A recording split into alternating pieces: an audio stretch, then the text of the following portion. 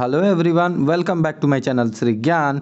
और आज हम कवर करने वाले हैं क्लास 10th की जियोग्राफी का 7th चैप्टर, जिसका नाम है life lines of the national economy. अगर आपने फर्स्ट और सेकंड पार्ट नहीं देखा है तो देख लीजिए। फर्स्ट पार्ट में हमने टाइप्स ऑफ ट्रांसपोर्ट के बारे में अच्छे से डिस्कस किया था, टाइप्स ऑफ ट्रांसपोर्ट, और सेकंड पार्ट में हमने वाटरवेज और रोडवेज को अच्छे से डिटेल में डिस्कस किया था। कितनी तरह की रोडवेज होती हैं, मतलब national highways, district highway, state highways, इस तरह से। फिर इन सब को देख रेख कौन करता है, इनकी नेशनल इकोनॉमी में कैसे ये इम्पैक्ट करते हैं। अब हम पोर्ट्स के बारे में सेकंड पार्ट्स में पढ़ रहे थे, थोड़ा बहुत बच गया है तो वो आज हम कवर करने वाले हैं। अगर आप हमारे चैनल पर नए हैं तो प्लीज़ चैनल को सब्सक्राइब कर लीजिए और साथ ही साथ बेल बटन भी प्रेस कर दीजिए ताकि आपको वीडियो की नोटिफिकेशन सबसे पहले मिल सके। और अपने फ्रेंड्स के साथ भी इस वीडियो को शेयर कर दीजिए ताकि वो भी इस क्लास का फ्री में फ़ायदा उठा पाएँ। तो अब हम बढ़ते हैं चैप्टर की ओर। हम पोर्ट्स के बारे में पढ़ रहे थे और पोर्ट्स के बारे में पढ़ते पढ़ते हम अब आ गए हैं श्रीलंका, मालदीव्स। ये हमारी नेबरिंग कंट्रीज़ हैं, समुद्री इलाकों में के आसपास की नेबरिंग कंट्रीज़ हैं ये। और कोस्टल रीजन ऑफ इंडिया का भी एक अच्छा योगदान है भारत की, किस चीज़ में, पोर्ट से रिलेटेड चीज़ों में, क्योंकि पोर्ट्स कहाँ होंगे, कोस्टल रीजन्स में। अब अगर हम Chennai is one of the oldest artificial ports of the country. तो आर्टिफिशियल मतलब इसको आर्टिफिशियली बनाया गया है, हम लोगों ने क्रिएट किया है इसे, मैन मेड है ये। It is ranked next to Mumbai in terms of the volume of trade. तो मुंबई के बाद सबसे ज़्यादा व्यापार किस जगह से होता है, चेन्नई के आर्टिफिशियल पोर्ट से। ठीक है। अगर Visakhapatnam is the deepest landlock and well protected port. तो याद रखिएगा, विशाखापत्तनम इज डीपेस्ट, सबसे गहरा, और landlocked well protected port है। यहाँ प्रोटेक्शन बहुत अच्छी है। This port was originally conceived as an outlet for iron ore export. तो आयरन ओरे के एक्सपोर्ट के लिए इस पोर्ट को ओरिजिनली कंसीव किया गया था। Paradip port located in Odisha. सब जितने भी पोर्ट्स के नाम हैं वो याद रखिएगा, एक एक करके से पूछे जा सकते हैं। Kolkata is an inland river in port. तो ये नदी पर है, और कोलकाता से कौन सी नदी होकर गुजरती है ये हम पढ़ चुके हैं, तो आप एक बार कमेंट करिएगा। This port serves a very large and rich hinterland of Ganga Brahmaputra basin. तो गंगा और ब्रह्मपुत्रा बेसिन के हिंटरलैंड को काफ़ी अच्छे से सर्व करता है। Being a tidal port it requires constant dreading of Hooghly. तो आ ही गया, हुगली नदी के किनारे है कोलकाता नदी। Haldia port was developed as a subsidiary port. Haldia नदी को सब्सिडायरी पोर्ट के हिसाब से डेवलप किया गया in order to relief growing pressure on the Kolkata port. तो कोलकाता पर बहुत ज़्यादा प्रेशर पड़ रहा था, इसीलिए एक और पोर्ट बना दिया गया। कौन सा पोर्ट, हल्दिया पोर्ट। ठीक है।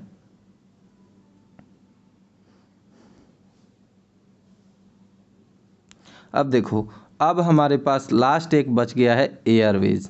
तो एयरवेज मतलब ट्रेवल एयर टू एयर, हम अगर एक जगह से दूसरी जगह ट्रेवल कर सकते हैं। किस हिसाब से, ये देखो, एयरवेज जो है वो सबसे फास्टेस्ट होता है। क्या होता है, सबसे फास्टेस्ट, सबसे तेज़ी से हम एयर टू एयर ट्रेवल कर सकते हैं। हाँ, कंफर्टेबल भी है, क्योंकि इसमें ना तो जर्किंग होती है, ना मतलब ट्रैफिक होता है, कुछ नहीं होता। बट ये साथ ही साथ प्रेस्टीजियस भी है, महंगा भी है। ठीक है। इसको एक चीज़ का फ़ायदा है कि ये कैसा भी, ज़मीन आपकी ऊबड़ खाबड़ हो, पहाड़ हो, उससे कोई मतलब नहीं है। ये सीधे एकदम फ्लाइट, मतलब उड़ना शुरू करेगा और उड़ता हुआ आराम से पार हो जाएगा। तो आप पहाड़ों से जाओ, कहीं से भी जाओ, इसको इस चीज़ से कोई मतलब नहीं है। इसीलिए नॉर्थ ईस्टर्न इलाकों में ज़्यादा एयर ट्रैवल को प्रीफर किया जाता है, क्योंकि जो इलाका है वो पहाड़ी है, कहीं कहीं कहीं ऊबड़ खाबड़ है, कहीं बहुत सारी नदियाँ भी हैं, तो इस वजह से बहुत ज़्यादा समय लगता है। ठीक है, नॉर्थ ईस्टर्न इलाके में इसीलिए एयरवेज को ज़्यादा महत्व दिया जाता है, ज़्यादा प्रीफर किया जाता है। ठीक है, क्यों? देखो, क्योंकि हाई ऊंचे ऊंचे पहाड़ हैं, ड्रीरी डिजर्ट्स हैं, डेंस फॉरेस्ट्स हैं, और ये सब ट्रेवलिंग के दौरान काफ़ी हर्डल्स क्रिएट करते हैं, दुविधा, और मतलब दुविधा नहीं, मतलब प्रॉब्लम्स क्रिएट करते हैं एक तरह से। Long oceanic stretches with great ease, think of the north eastern part of the country marked with the presence of big rivers. तो मैंने बताया ना कि बड़ी बड़ी नदियां हैं, डिसेक्टेड रिलीफ्स हैं, डेंस फॉरेस्ट्स हैं, फ्रीक्वेंटली बाढ़ आ जाती है तो रास्ते भी बह जाते हैं, ये सारी दिक्कत होती है। International frontiers etcetera, in the absence of air transport, air transport के एब्सेंस में air travel has made an access easier. तो एक्सेस क्या हो गया है? ईजी हो गया है, कहीं भी आना जाना एयर ट्रांसपोर्ट की वजह से। The air transport was nationalised in 1953, 1953 में नेशनलाइज्ड हुआ।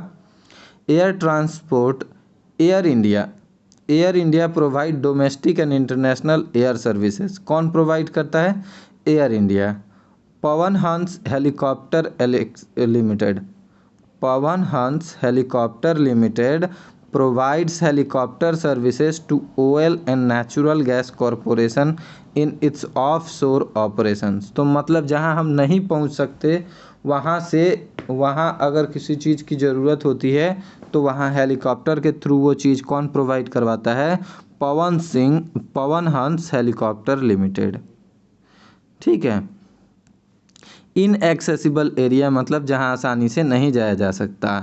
डिफ़िकल्ट टेरेन्स का भी वही मतलब है कि ऐसी जगह जहाँ मतलब रास्ते वास्ते अच्छे ना हो। ठीक है, जैसे जम्मू और कश्मीर, हिमाचल प्रदेश और उत्तराखंड, ऐसी जगह हैं। Air travel is not with in the reach of the common people, लेकिन मैंने कहा था शुरुआत में ही कि एयर ट्रेवल जो है वो हर किसी के बस की बात नहीं है, ये बहुत महंगा होता है।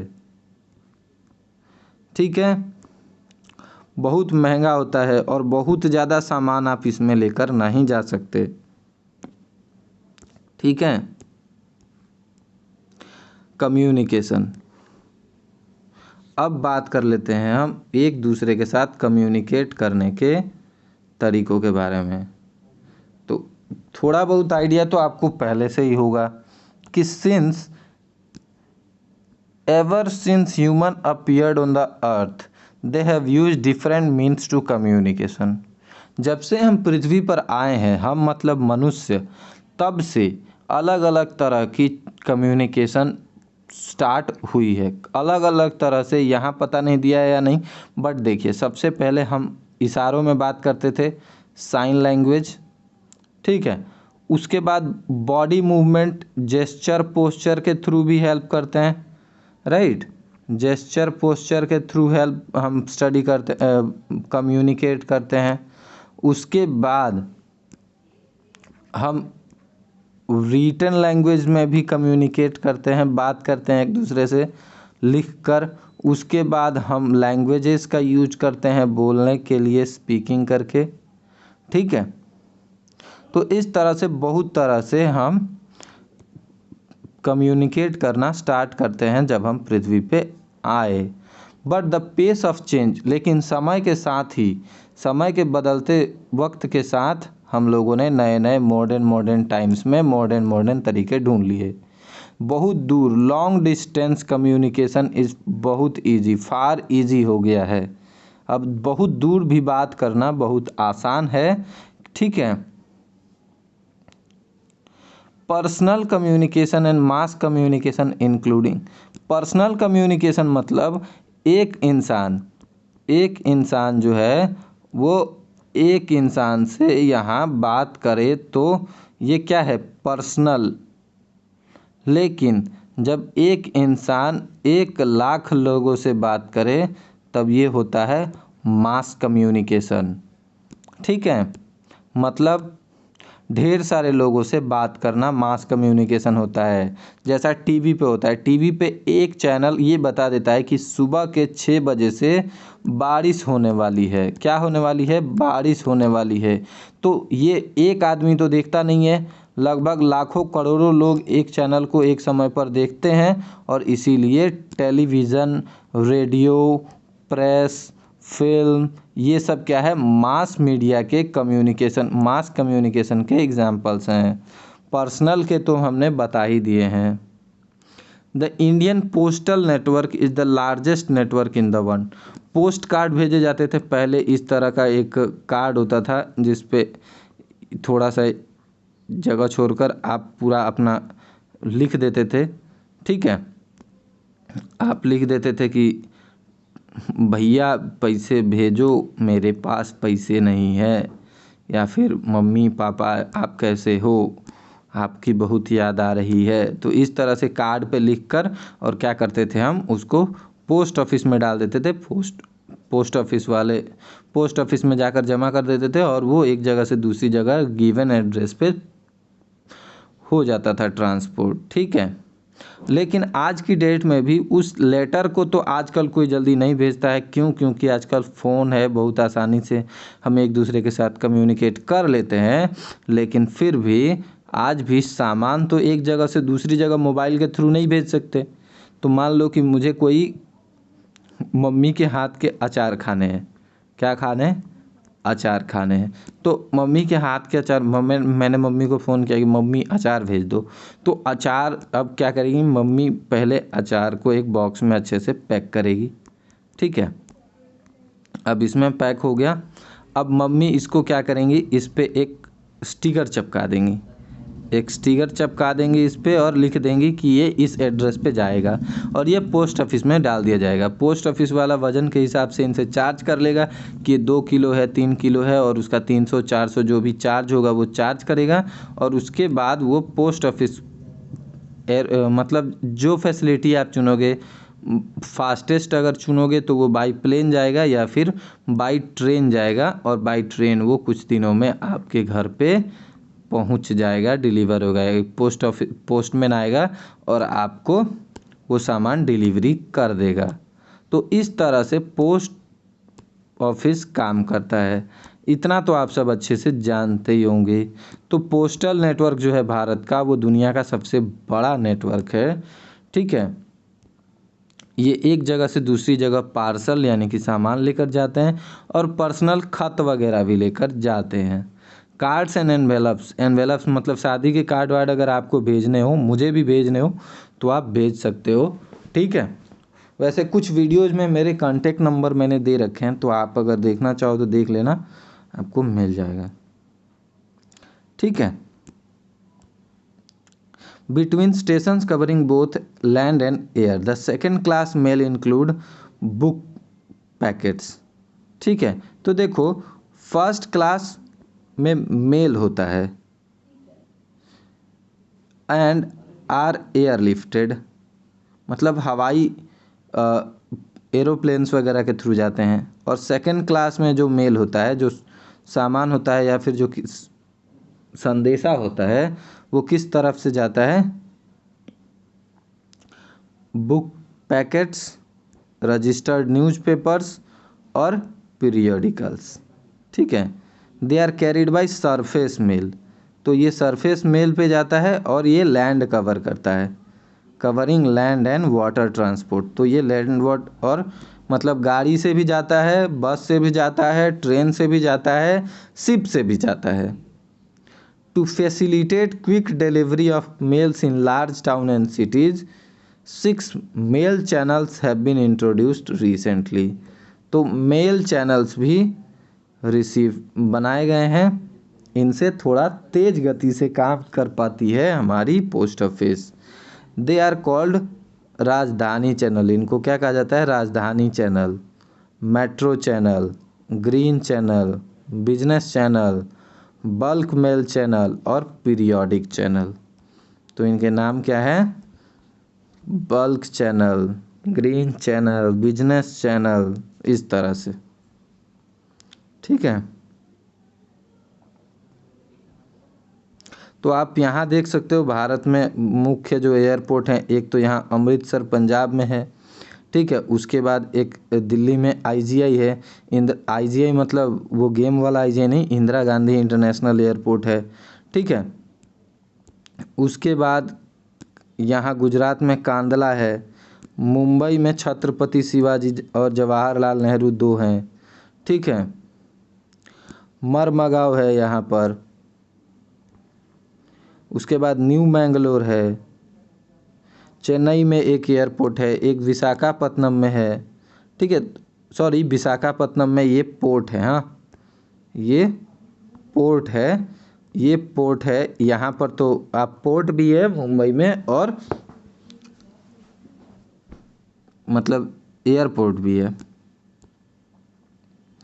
ये सब पोर्ट हैं, ये 3 पोर्ट हैं, और एक चेन्नई में एयरपोर्ट भी है, मीनन बकरम। ठीक है, कोलकाता में यहाँ एयरपोर्ट भी है और पोर्ट भी है, दो दो पोर्ट्स हैं। पोर्ट्स के नाम अभी हमने थोड़ी देर पहले ही पढ़े थे। तो देखिए, India has one of the largest telecom network, मतलब विश्व के सबसे बड़े टेलीकॉम नेटवर्क्स में से एक है भारत का टेलीकॉम नेटवर्क। ठीक है, और कहा जाए तो एशिया का सबसे बड़ा भी कह सकते हो आप, एक्सक्लूडिंग, लेकिन चाइना इसमें सबसे ज़्यादा आगे है। तो excluding urban place, more than 2/3 of the villages जो हैं इंडिया के, वो सब कवर्ड हो चुके हैं। किस चीज़ के लिए? सब्सक्राइबर ट्रंक कॉलिंग के लिए। मतलब एक स्टेट से आप दूसरे स्टेट्स पे आराम से बात कर सकते हो। 3 में से 2 गांव ऐसे हैं आज भी भारत में जहां फ़ोन कॉल की सुविधा है। In order to strengthen the flow of information के फ़्लो को मजबूत करने के लिए, और एकदम ग्रास रूट, एकदम निचले लेवल से काम करने की कोशिश की गई है, हायर लेवल तक, एकदम निचले लेवल से, बेस पॉइंट से एकदम हायर लेवल तक काम करने की कोशिश की गई है। There is a uniform rate of STD facilities all over India. It has been made possible by integrating the development in space technology. हम स्पेस टेक्नोलॉजी में जितना आगे बढ़ रहे हैं, उतना ही ज़्यादा तेज़ी से हम अपनी कम्युनिकेशन टेक्नोलॉजी को बेटर बना रहे हैं। Mass communication provides entertainment. Mass communication क्या करता है? हमें इंटरटेनमेंट प्रोवाइड करता है, हमें जानकारियाँ देता है बहुत सारी चीज़ों की। जैसे कि मतलब आपने देखा होगा ना कि कोविड जब फैला तो मास्क कैसे पहने, हाथ कैसे धोएं, कितनी दूरी बना के रखें, ये सारी अवेयरनेस फैलाता है। ठीक है, आज ये वायरस फैला, कल वो वायरस फैला, अफ़गानिस्तान में तालिबान का कब्जा हो गया, ये सारी चीज़ें हम अवेयरनेस किससे मिलती हैं? हमें मास कम्युनिकेशन, यानी टेलीविज़न या फिर रेडियो या फिर किस चीज़ से? न्यूज़पेपर। ठीक है, it includes radio, television, newspaper, magazine, books and films. तो मास मीडिया के एग्जाम्पल्स आप याद रखना, newspaper, magazine, books and films and television and radios. Okay, all India radio, Akashvani आपको पता ही होगा, सुबह सुबह आप सुनते भी होंगे। आप सुन रहे हैं आकाशवाणी से समाचार। तो आप इस तरह का कभी ना कभी आपने सुना ही होगा, जो वैरायटी ऑफ प्रोग्राम्स को सुनवाते हैं, आपको गाने भी सुनाते हैं आकाशवाणी से, और अलग अलग तरह की न्यूज़ भी सुनाते हैं। और रीजनल और लोकल लैंग्वेजेस में भी वेरियस कैटेगरीज के पीपल्स अलग अलग तरह की चीज़ें सुनाते हैं न्यूज़पेपर में भी। उसके बाद आता है दूरदर्शन। एक वो बड़ा अजीब सा म्यूजिक आता था, टिंग टिंग टिंग। दूरदर्शन पे सबसे पहले, आजकल तो केबल के इतने सारे चैनल हो गए कि मतलब दूरदर्शन को कोई बेचारा पूछता भी नहीं है। लेकिन पहले जब दूरदर्शन पे न्यूज़ का समय होता था तो सब लोग टीवी के आगे बैठ जाते थे कि भैया न्यूज़ लगाओ, न्यूज़, ये सब छोड़ो। तो सब कुछ छोड़ छाड़ के आपको न्यूज़ लगाना पड़ता था। आजकल तो हर किसी के हाथ में फ़ोन आ गया है। So the national television channel, ठीक है, national television channel of India is one of the largest terrestrial network in the world. It broadcasts a variety of program for entertainment, education to sports etc. for people of different age. अलग अलग लोगों के लिए अलग अलग तरह की चीज़ें प्रोग्राम को ब्रॉडकास्ट किया जाता है, दिखाया जाता है, ठीक है. India publishes a large number of newspaper, बहुत सारे न्यूज़पेपर इंडिया पब्लिश करता है, ठीक है. They are different types depending upon their periodicity. Periodicity का मतलब है कोई वीकली होता है, ठीक है, कोई डेली होता है, कोई मंथली होता है. तो इस तरह से अलग अलग समय पर अलग अलग चीज़ें निकलती हैं और इसीलिए इनको अलग अलग कैटेगरीज में डिवाइड भी किया गया है. Newspapers are published in about 100 languages. 100 languages में न्यूज़पेपर छापी जाती है भारत में, 6 भाषाओं में, ठीक है. Did you know that the largest number of newspapers published in the country are in Hindi. सबसे ज़्यादा कहाँ किस भाषा में छापी जाती है? हिंदी, उसके बाद इंग्लिश और उसके बाद Urdu. India is the largest producer of feature films in the world. Feature films भी बनाने में भारत सबसे ज़्यादा आगे है, ठीक है. इट प्रोड्यूसेस शॉर्ट फिल्म्स भी बनाई जाती हैं, 10, 15, 20 मिनट की मूवीज़ बनाई जाती हैं. Video features films and video short films भी बनाई जाती हैं. The central board of film certification, आपने देखा होगा मूवीज़ वगैरह में इसका सर्टिफिकेशन सबसे पहले आता है, उस पर इस तरह से लिखा रहता है UA, उसका साइड में यहाँ में मूवी का नाम लिखा रहता है आँखें, ठीक है. उसके बाद नीचे उसकी सारी डिटेल वगैरह आपको मूवी में दिखाई जाती है. अब हम बात कर लेते हैं इंटरनेशनल ट्रेड की. The exchange of goods among people, states and countries refer to as trade. मतलब आप एक दूसरे से सामान खरीद रहे हो, ठीक है, एक दूसरे स्टेट्स में सामान खरीदा जा रहा है, पूरे देश में कहीं भी सामान अगर खरीदा या बेचा जा रहा है तो वो ट्रेड कहा जाता है. ट्रेड मतलब व्यापार, राइट. क्या कहा जाता है? व्यापार. लेकिन जब आप एक देश से दूसरे देश को बेचते हो तब वो कहा जाता है इंटरनेशनल ट्रेड, ठीक है. Market is a place where exchange take place. मतलब मार्केट एक ऐसी जगह है जहाँ पर हम आदान प्रदान कर लेते हैं, बदला बदली कर लेते हैं, ठीक है. सबसे पहले तो बार्टर सिस्टम था और बार्टर सिस्टम में क्या करते थे लोग? बार्टर सिस्टम में क्या करते थे कि 10 किलो चावल ले लो मुझसे, ठीक है, और 10 किलो गेहूँ दे दो मुझे.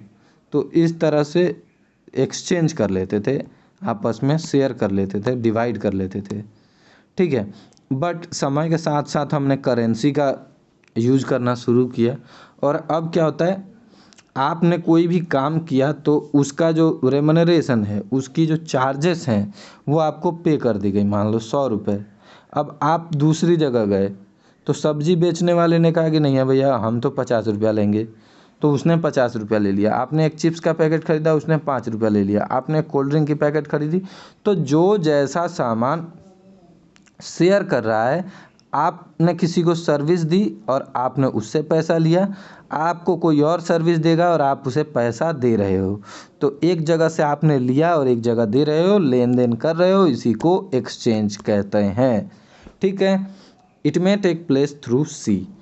लेकिन जब इंटरनेशनल ट्रेड की बात आती है तो ट्रेड बिटवीन 2 कंट्रीज, 2 देशों के बीच का जो व्यापार है वो इंटरनेशनल ट्रेड कहलाता है. और ये समुद्र के द्वारा, हवाई द्वारा और लैंड रूट्स के द्वारा भी हो सकता है, ठीक है. मान लो कि हमारा पड़ोसी देश है बांग्लादेश, ठीक है. तो बांग्लादेश को कोई सामान पहुंचाना है तो हम क्या करेंगे? बाई सी भेज देंगे या फिर बाई लैंड रूट्स भेज देंगे, राइट. तो इस तरह से हम इंटरनेशनल ट्रेड करते हैं. While local trade is carried in cities. गाँव में एक शहर से दूसरे शहर में व्यापार गाड़ी से, बस से हो जाता है. टाउन और विलेजेस में state level trade is carried between two और मोर स्टेट्स, स्टेट्स लेवल पे व्यापार दो स्टेट्स के बीच में होता है। Advancement of international trade of a country is an index to its economic prosperity, तो हम इकोनॉमिकली आर्थिक रूप से कितने सक्षम हैं ये दिखाता है आपकी एडवांस्ड इंटरनेशनल ट्रेड पॉलिसीज को।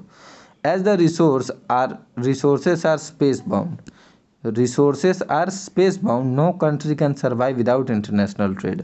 देखो हर देश के पास कुछ ना कुछ ऐसा है जो हमें चाहिए, ठीक है। चाइना से हम बहुत सारा मोबाइल, बहुत सारे इक्विपमेंट्स, इलेक्ट्रिकल इक्विपमेंट्स वगैरह ऑर्डर करते हैं, ठीक है। उसी तरह हम शुगर के सेकंड लार्जेस्ट प्रोड्यूसर हैं, तो हम भी कई देशों को शुगर बेचते हैं। आज अफ़गानिस्तान में इतना ज़्यादा लोग मतलब एक दूसरे के साथ अफ़गानिस्तान के पीछे पड़े हुए हैं, क्यों पड़े हुए हैं?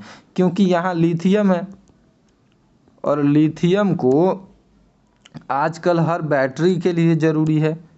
बिना लिथियम के अच्छी बैटरी नहीं बनाई जा सकती, तो इसीलिए आज सब कोई अफ़गानिस्तान को मतलब सही करने की कोशिश में है ताकि वहाँ से एक्सपोर्ट इंपोर्ट चालू हो सके। The balance of trade of a country is difference between its export and import. Balance का मतलब क्या है? मान लो कि हमने 2,000 रुपये का सामान बेचा दूसरी कंट्री में और उधर से सामान खरीदा 1,400 रुपये का, ठीक है, तो कितना बचा? 600 रुपया। ये हमारा एक्स्ट्रा है, फॉरेन एक्सचेंज जिसको कहते हैं, ये हमारे पास एक्स्ट्रा बच गया। और उसी तरह अगर हमने 2,000 रुपये का सामान खरीदा और 1,400 का बेचा, तो 600 रुपया क्या रह गया? बैलेंस रह गया। When the value of export, अगर आप एक्सपोर्ट ज़्यादा करते हो और इंपोर्ट कम करते हो, तो ये क्या कहता है? Favourable balance. ये आपके लिए अच्छा है, ठीक है। क्यों अच्छा है? देखो, क्योंकि आपने 2,000 रुपये का सामान बेचा और आपने ख़रीदा कितना? 1,400 रुपये का, आपके पास 600 रुपये का एक्स्ट्रा बेनिफिट आ गया। बट जैसे ही आप खरीदते हो 2,000 रुपये का और बेचते हो 1,400 रुपये का, तो आपको अपनी जेब से एक्स्ट्रा 600 रुपीज़ पे करने पड़ते हैं, तो ये नुकसान होता है आपका। If the value import exceed the value of export it is termed as, तो फेवरेबल से क्या हो जाएगा? अनफेवरेबल बैलेंस हो जाएगा। अगर आप ज़्यादा इंपोर्ट कर रहे हो, ज़्यादा सामान मंगा रहे हो और बेच कम रहे हो, ठीक है। The commodities exported from India to other countries include gems and jewelleries. Bharat से जेम्स एंड ज्वेलरी, जवाहरात जाते हैं, हीरे जवाहरात मोती, ठीक है, ज्वेलरी गहने वगैरह जाते हैं, केमिकल्स वगैरह जाता है, और भी बहुत सारी एग्रीकल्चरल और रिलाइड प्रोडक्ट्स जाती हैं भारत से दूसरे देशों में, ठीक है। ऐसी बहुत सी चीज़ें हैं जो हम दूसरे देशों से मंगाते भी हैं, ठीक है। अब इसमें हम क्या क्या मंगाते हैं? जैसे कि हम तेल मंगाते हैं ना, और अब ईरान, इराक, इन सब देशों से क्रूड ऑयल, कच्चा तेल मंगाते हैं, ठीक है। कुछ जेम्स एंड ज्वेलरीज मतलब हीरे जवाहरात, ये हम भी मंगाते हैं, कुछ केमिकल्स भी मंगवाते हैं, ठीक है। इलेक्ट्रॉनिक आइटम्स में हम मंगाते हैं बहुत सारी चीज़ें, मशीनरी मंगाते हैं, जैसे कि हमने रसिया से अभी राफेल लिया था, उसी तरह से। Agriculture and allied products, India has emerge as a software giant. अब भारत बहुत अच्छा और बहुत ही ज़्यादा सॉफ्टवेयर्स बनाने में माहिर होता जा रहा है, ठीक है। इंटरनेशनल लेवल पर भी बहुत सारे काम हम कर रहे हैं सॉफ्टवेयर से रिलेटेड, तो ये भी हमारा एक ट्रेड का हिस्सा है। अब टूरिज़्म एज ए ट्रेड देख लेते हैं। टूरिज़्म मतलब बाहर से कोई आदमी दूसरी कंट्री से हमारी कंट्री में घूमने आता है, तो ये भी एक तरह का व्यापार है। Tourism in India has grown substantially over the last 3 decades, मतलब बीते 3 दशकों में टूरिज़्म बहुत अच्छे से ग्रो हुआ है। More than 50 million, million people are directly engaged in the tourism industry. ठीक है, तो लगभग 15 करोड़ लोग किस चीज़ में एंगेज्ड हैं? टूरिज्म में। Tourism also promotes national integration, provide support to local handicrafts.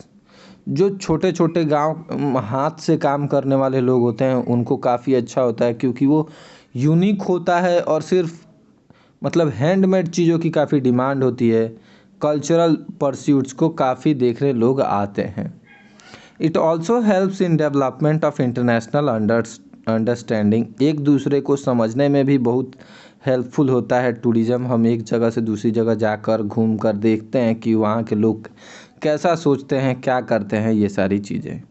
Foreign tourism visits India of heritage tourism, eco tourism.